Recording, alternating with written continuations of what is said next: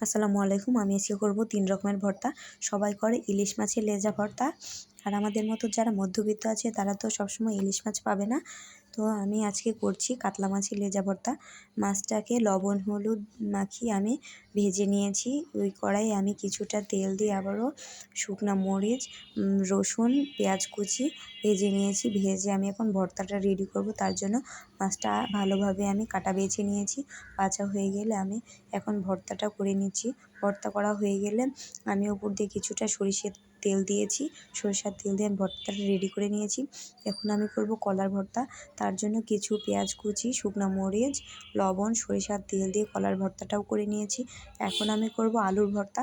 আলুর ভর্তা করার জন্য এখানে ভাজা মরিচ, কুচি করা পেঁয়াজ, লবণ, সরিষার তেল দিয়ে আলুর ভর্তাটাও আমি করে নিচ্ছি। আমার ৩ রকমের ভর্তা রেডি। এখন আমি একটা প্লেটে এগুলো পরিবেশন করব ভর্তা ভাত। তার জন্য একটা প্লেটে ভাত নিয়েছি, আলুর ভর্তা, মাছের ভর্তা, কলার ভর্তা আর দিয়েছি একটা ডিম দিয়ে। আজকে সকালের খাবারটা এটা দিয়ে আমি শেষ করব। সবাই ভালো থাকবেন, সুস্থ থাকবেন। আল্লাহ হাফেজ।